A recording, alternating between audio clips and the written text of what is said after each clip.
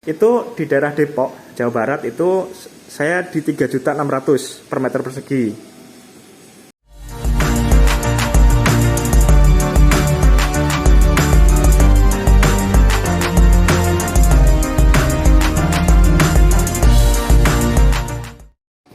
Halo, welcome, selamat datang kembali di channel viola.id. Pada video kali ini saya akan memberi tips atau sharing pengalaman saya apabila Anda ingin membangun rumah. Tentu ini berdasarkan pengalaman saya pribadi. Semoga apa yang saya alami atau pengalaman saya ini bisa bermanfaat. Oke, dalam membangun sebuah rumah yang perlu diperhatikan adalah spesifikasi kebutuhan. Jadi dari situ nanti akan kita cek lebih jauh dari rencana anggaran biayanya.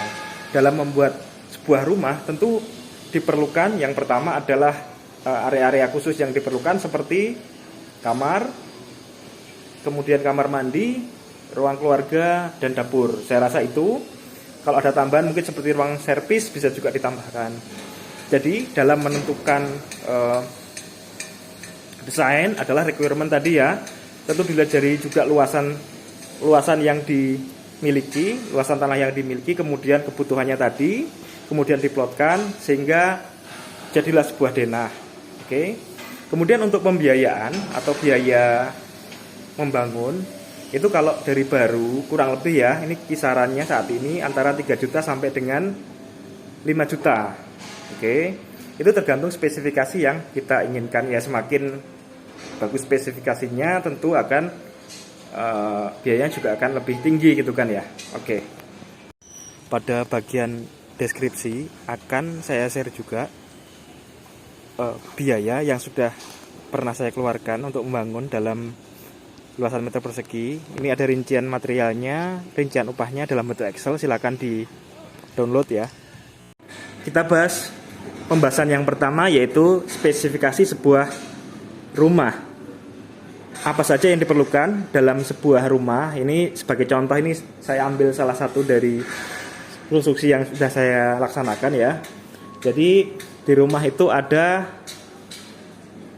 dapur ya, itu menjadi mandatori, kewajiban. Rumah kalau nggak ada dapur nggak bisa masak ya, itu kan. Kemudian ada kamar gitu ya, ada kamar. Ini di sini ada 1, 2, 3. Ini tergantung nanti seberapa luasan Anda yang direncanakan gitu kan. Kalau misal cukup luas ya bisa 3 kamar, tapi kalau cuma 2 kamar ya nggak masalah gitu kan.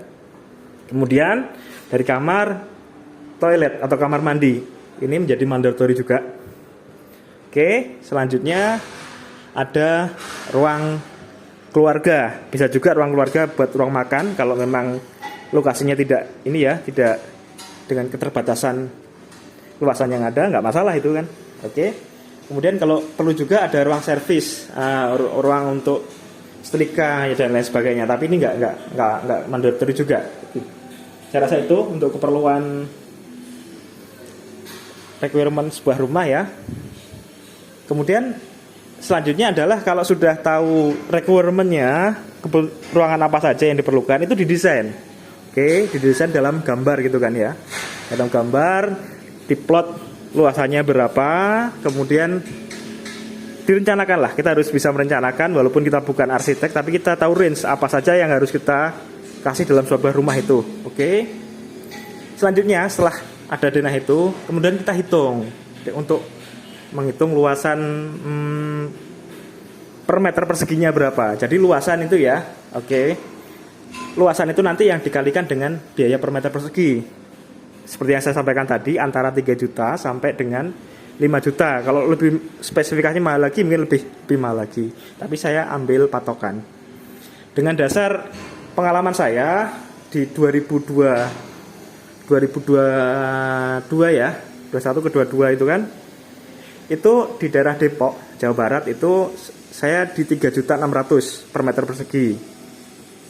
Oke, itu pengalaman saya ya, kurang lebih seperti itu, 3.600.000 per meter persegi. Kemudian dari situ kurang lebih ya untuk upah, kalau ini material yang Bapak Ibu beli sendiri, kemudian nyari tukangnya hanya masang saja gitu, kurang lebih upah waktu itu 1 jutaan per meter persegi. Mungkin saat ini bisa naik ya, tapi ya tidak terlalu jauh gitu kan. Nah, jadi kalau Bapak Ibu sedang rundingan atau negosiasi dengan mandor atau pemborong ya kurang lebih seperti itu. Mungkin sekarang antara 1,5 juta sampai 1,5 juta atau enggak 1,7 itu udah bagus ya kalau pekerja yang handal lah ya. Kalau menurut saya sih antara 1,1 juta sampai dengan 1,5 juta. Jadi kalau luasan rumah Anda misal 40 meter persegi gitu ya kurang lebih kalau 1 juta ya 40 juta untuk biaya tukangnya. Kalau sih seperti itu sih. Oke, untuk perhitungan kasarnya. Selanjutnya untuk setelah ruangan, kemudian proses pembangunan, kemudian spesifikasi apa yang diperlukan. Spesifikasi apa yang dipasang, karena itu akan berpengaruh kepada biaya. Sebagai contoh, pemilihan dari lantai, gitu kan ya. Bapak Ibu mau hemat dengan pakai keramik gitu kan, atau lebih elegan menggunakan pemilihan HT seperti ini, homogeneous style. Tentu secara harga juga lebih mahal gitu kan ya. Nah ini terserah. Kemudian untuk sisi fasad ingin menggunakan semacam jendela variasi, apakah cukup dengan jendela biasa, itu juga berpengaruh. Ini tergantung selera kembali lagi. Kemudian yang nggak kalah penting adalah di dapur ya. Kalau kita bicara mendesain dapur, tentu ada 2 bagian yang tidak boleh ditinggalkan atau harus dipenuhi. Yang pertama adalah tempat memasak, kompor, dan kedua adalah tempat cuci. Ini sink gitu kan ya, wastafel atau kitchen sink seperti itu. Ini boleh, ini salah satu bentuknya seperti ini di L gitu ya, atau ini ada juga salah satu contoh dapur gitu. Ini ada kompor, kemudian ada kitchen hood. Di atas kitchen hood dikamuflase, ini bebas ya. Kemudian ini menggunakan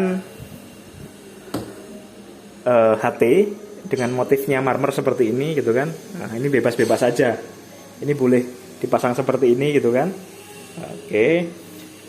Jadi ya semakin berbanding lah, semakin bagus spesifikasi juga tentunya biaya akan semakin tinggi. Kembali lagi dikembalikan dengan kemampuan material yang kita beli kan, sesuai dengan selera kita gitu kan, dan sesuai dengan kemampuan kita gitu kan ya. Oke.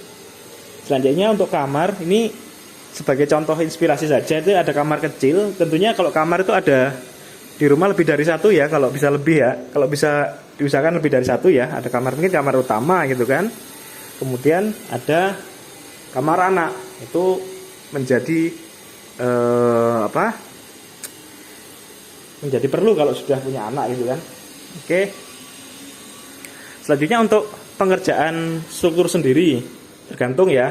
Di rumah itu 1 lantai atau 2 lantai. Tentunya kalau 1 lantai dengan 2 lantai, metode strukturnya juga beda. Apakah di lantai dak menggunakan atap biasa atau menggunakan bondek, itu terserah. Oke, kurang lebih seperti itu ya. Saya masuk ke area toilet. Jadi toilet ini tergantung selera juga. Artinya saniter apa yang terpasang, mau sistem seperti ini shower gitu kan ya, sistem shower tanpa bak gitu kan, atau menggunakan bak biasa, monggo silakan. Yang penting itu memenuhi kebutuhan. Tapi sebaiknya kalau pengalaman saya ya, untuk rumah yang dengan luasan yang tidak terlalu besar, itu juga kita tidak bisa memberikan ruangan yang terlalu lebar untuk kamar mandi. Jadi saran saya memang tidak ada bak, menggunakan shower seperti ini akan lebih efisien. Itu menurut saya ya. Oke, itu. Terus kemudian untuk dari segi interior ya, yang melekat itu ya, itu sebenarnya lebih ke arah, kalau tadi primernya, ini kalah lebih sekundernya sih. Ini tergantung, depend on what you need. Artinya gitu ya, apa yang Bapak Ibu perlukan di rumah itu, misal meja ataupun apa kayak gini backdrop ini kan ya, kalau ada nggak ada ya nggak perlu juga sih ya, nggak harus juga kan gitu maksudnya. Oke, ini depend what you need gitu kan. Nah, kembali lagi ke selera gitu kan ya.